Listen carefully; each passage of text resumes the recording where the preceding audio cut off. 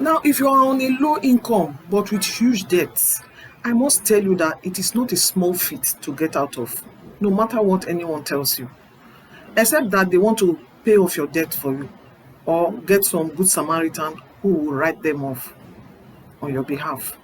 But then I want you to know that even though it would be difficult, it is possible with deliberate efforts on your part and with determination to pay off your debt and be free from debt. You can do it just as many others in the past have done it. So here we are going to look at the steps that you need to take to get out of debt fast. The first step on my list is the determination that you want to clear your debt. The determination that you want to clear your debt, and then you will now determine your total debts. Determine your total debts. That's the first step that you need to take. How much are you actually owing your debtors? How much in total? You need to have the courage to calculate the total amount and that you are owing your creditors. And this means that you need to draw up a list of all your creditors and the amounts that you are owing each one of them, whether it is your bank, whether it is your cooperative association, whether it is from your friends, your colleagues at work, or your relations. All the debts that you need to pay back, you have to itemize them and the amount that you are owing each one. Then number two, after you have determined what you are owing who and how much you are owing each person, the next step that you need to take is to have a conversation with your list. You need to sit down with your list and try to recollect what you did with the loan that you took from each of your creditors that are appearing in your list. And then ask yourself whether for those things that you spent money on, would you have died if you hadn't taken that loan?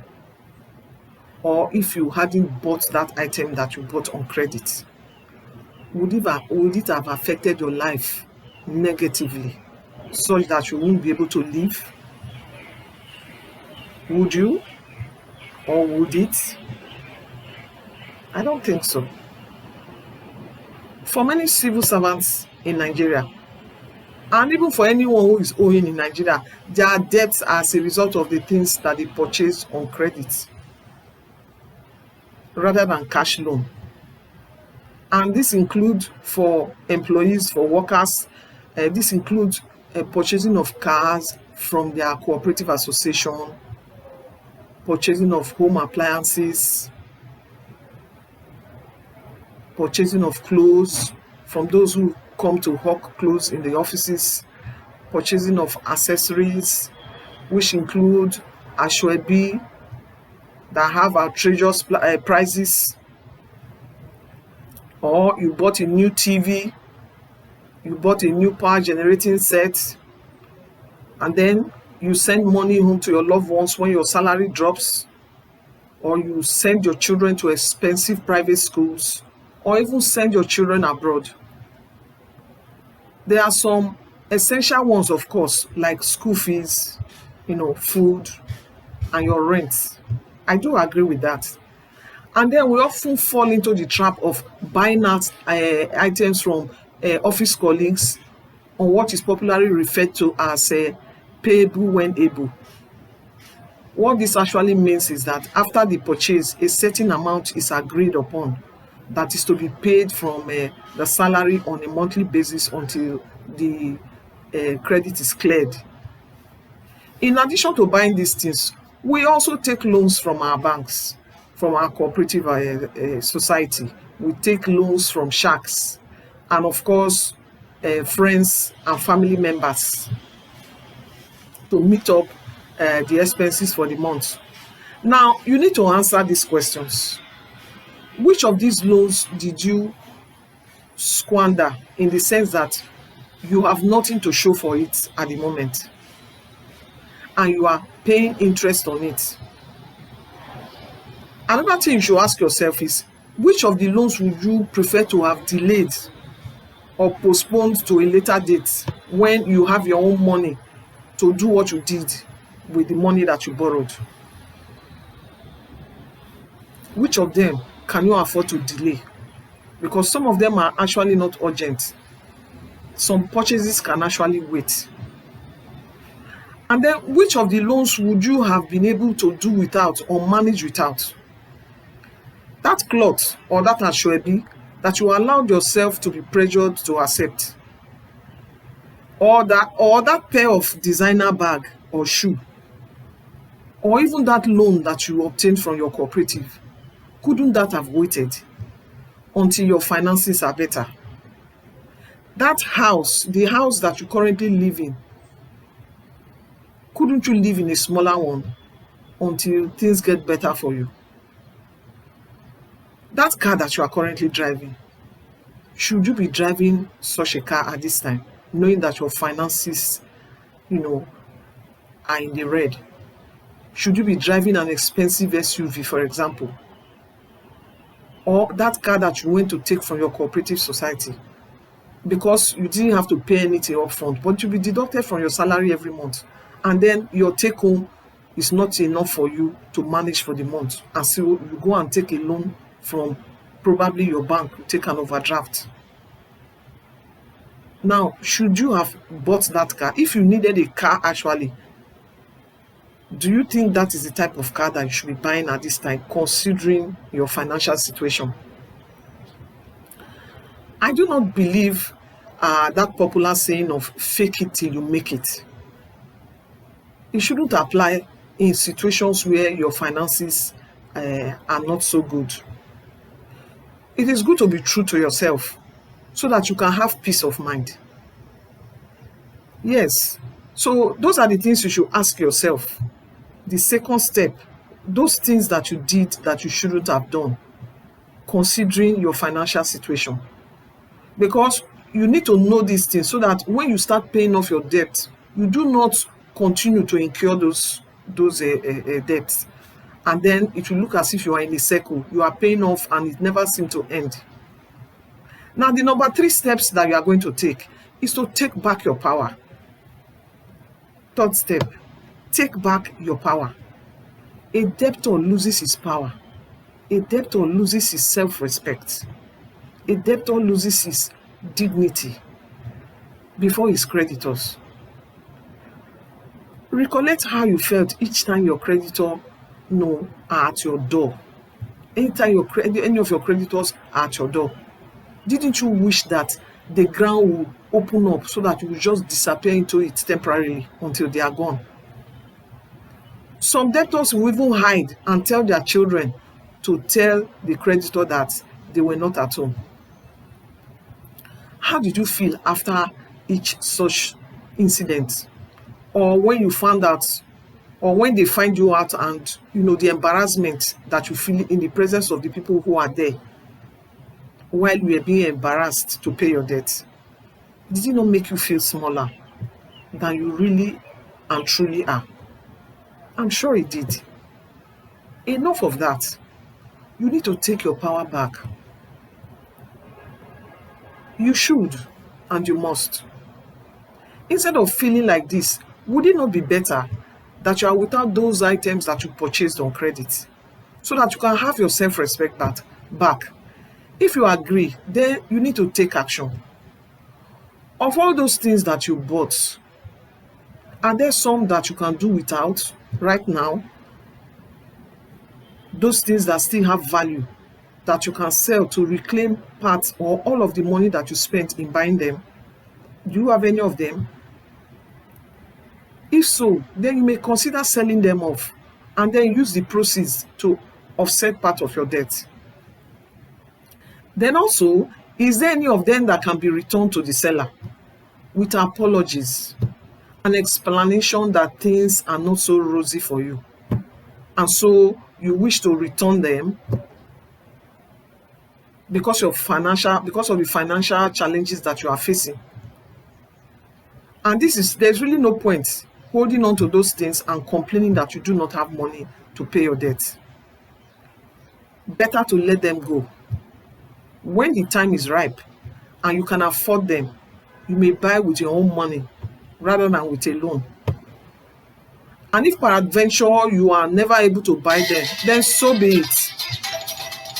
At least you have your peace of mind and self-respect. Let's face it, if you live large, giving the impression that you are cool financially by living in a big house, driving flashy cars, sending your kids to expensive private schools, and going to events where you join to wear asoebi that cost 100 or 200,000 a piece, then you are hardly ever going to get any sympathy from your creditors.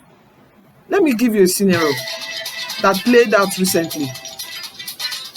A landlord took one of his tenants to a mobile court over some years' default in payment of rent. He claimed that he lost his job, but the landlord got fed up with his excuses. After the day he came home with a car that he recently acquired while still owing his rent. The reason the landlord gave for running out of patience with him was that his lifestyle cannot explain his excuses. It didn't seem as if he didn't have money. Actually, it didn't seem as if he wasn't getting money at all, because he claimed that he lost his job. And so he was given time to get another job to pay his rent. And then he came home with a car. And he was still deliberately dodging and diverting his income to other areas. He stated that he newly bought a home, a vehicle though, and claimed it was a gift. That vehicle that he brought home, he claimed it was a gift from a friend who wanted to help him. And he was asked, did you not tell that friend that you are owing rent? Why is there a gift of car instead of money to enable you to settle your debts and probably start a business for yourself? And the landlord went further to say that he gets to perceive the aroma of the tenant's wife's cooking coming from their kitchen, and it didn't smell like a broke man's food. In fact, the man claimed that he himself, who was a landlord, couldn't eat such food. And so by the landlord's judgment, the tenant could afford to, but deliberately dodge paying his overdue rent. If that was the case, then it seemed like the tenant was heartless. Because according to the landlord, he himself couldn't afford the lifestyle of a tenant. So if truly the tenant cannot pay his rent, then it will be a case of one not wanting to bring down his standard of living that he was used to before his finances took a plunge. And this brings about more debt, this kind of life, not wanting to lower your standard when you know that your situation is not as it used to be, but you continue to live that way. So you continue to borrow and incur more debt. Your debt begin to pile up and pile up until when you can no longer cope. So you need to make some changes at this stage of your life if you have debt that you cannot pay. So what type of changes do you need to make? Number one, you need to change the type of accommodation that you have. You need to change your children's school to one that you can afford at this time. You need to sell your car or cars and retain the very essential family car, or sell and buy a smaller car that is cheaper to maintain. How about cutting out going to restaurants to eat and be satisfied for now with eating homemade food? The reason is this: do not give a wrong impression to your creditors. That is very key, so that they will sympathize with you in whatever situation that you are in. And that piece of land that you bought or inherited, which you have planned to build a house on, could it be sold at this time so that you can get out of your debts? Consider it if you value your peace of mind over property, and with the knowing that everything can be replaced except life, so you can always buy another land in future.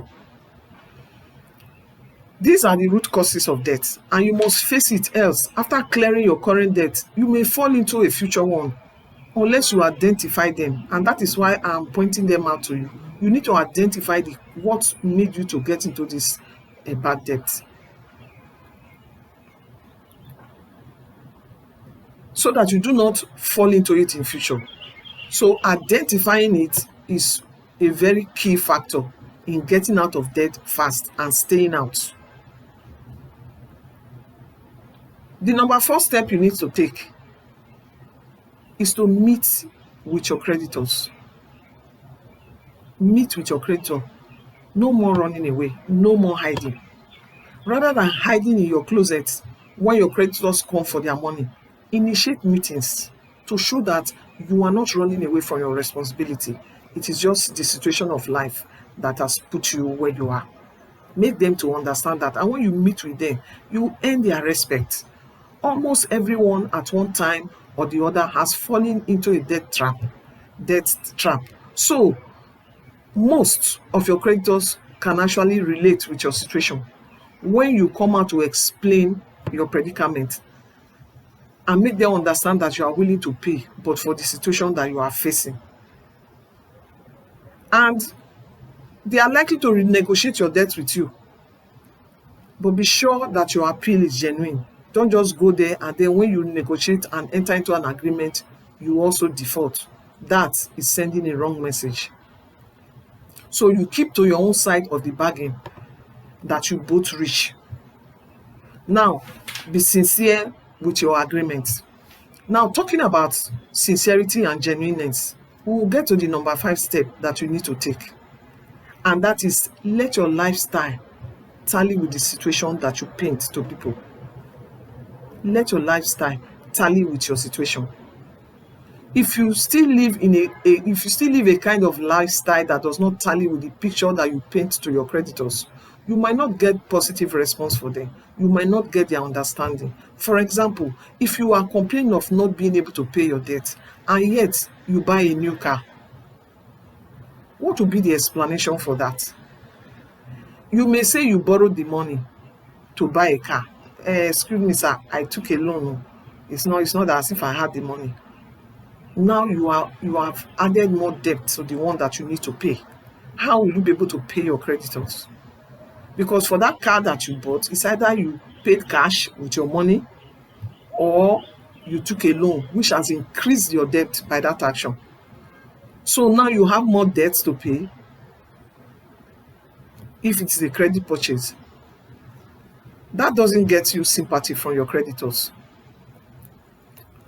Yes, that won't get you sympathy from your creditors. So live a lifestyle that your creditors will understand your situation. And then number 6, after you have agreed on how to pay your debts, then you start paying off according to agreement. And here are 2 most recommended methods that you can adopt in debt repayment. The first one is what they call the debt snowball method. The debt snowball method. The debt snowball method of paying your debts, simply put, means paying off the smallest of all your loans as quickly as possible. So now remember, I talked about listing all your debts, your creditors, and how much you owe each of them. So you know the debt that is the smallest. You start by paying off that one. And the reason for that is that once a debt is fully paid, you are kind of encouraged that you are done with that debt. So if you drew up a list and you have 15 creditors or 20 creditors, for example, if you have 20 creditors and out of the 20, 5 of them are small loans. Now, as you pay off the first one, you are encouraged, and now you are owing only 19 people from the 20 people that you owed before. And as you continue to pay, when you pay the 5 small loans, that leaves you with 15 creditors. And you are encouraged that now you have less people who will be coming to you to pay their money. Now, when you are done with paying the first creditor, that money that you were paying to that creditor, do not take it as a free money. You use that money and add it to what you are supposed to pay the next creditor. That's you pay the next small loan. So if you were paying for those 5 people, for example, if you were paying each of them 5,000 every month, as soon as you clear the first loan, that 5,000, you add it to the second loan.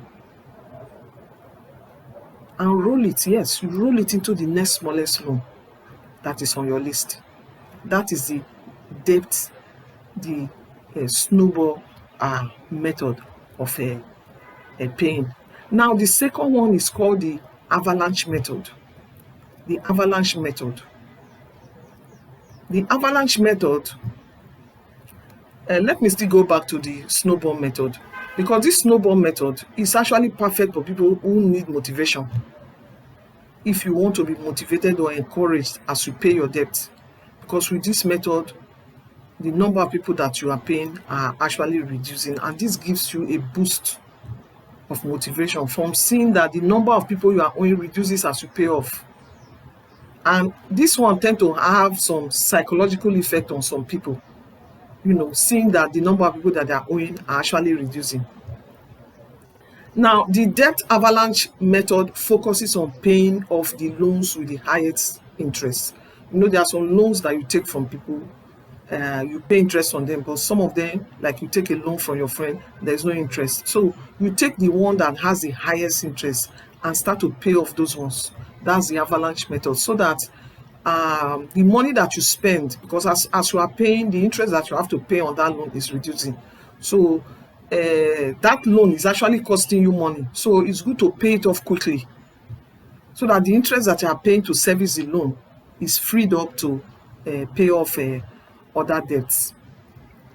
Now, talking about interest on your loan, if it is possible, you can negotiate for the stoppage of further interest on the loan, so that any money that you pay to your creditor reduces the debt that you are owing, instead of being used to service the loan.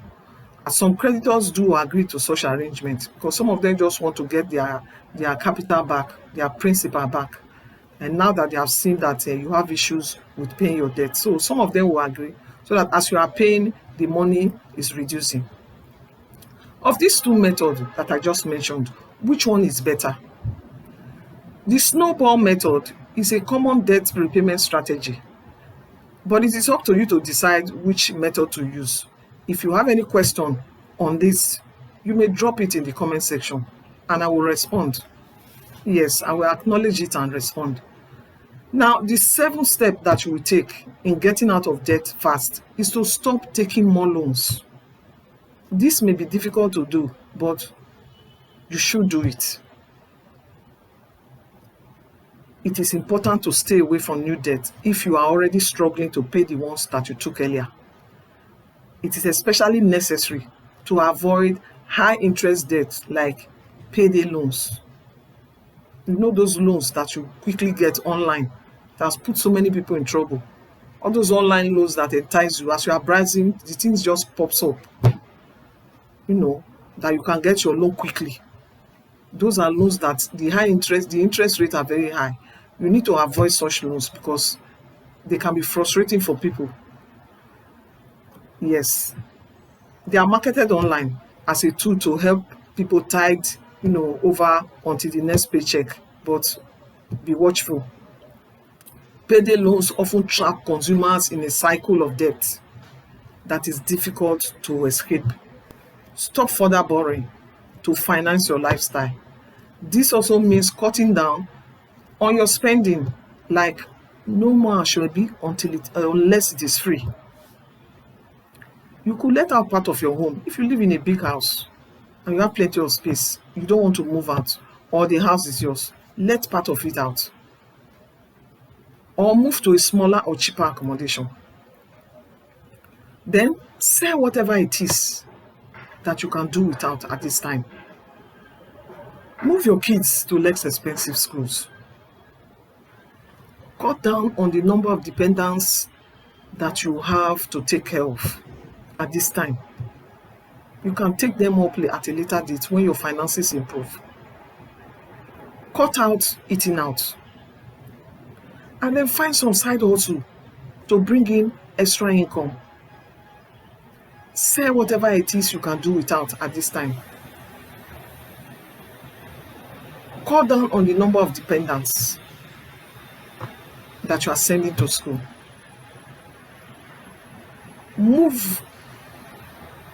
Cut down on the number of them and start a side hustle if you can. You can check out my video on how how to create a second income without quitting your job. You can check that one out. And I wish you the best. Okay, this is it. I wish you the best in getting out of debt. If you enjoyed this content, please click on the like button and subscribe to my channel, people. Click the notification bell so that when a new video is dropped, you'll be notified. Thank you as you do so. You can also drop your comments if you have any. I will acknowledge and reply if need be. So, see you in my next video, and thank you for watching. Bye.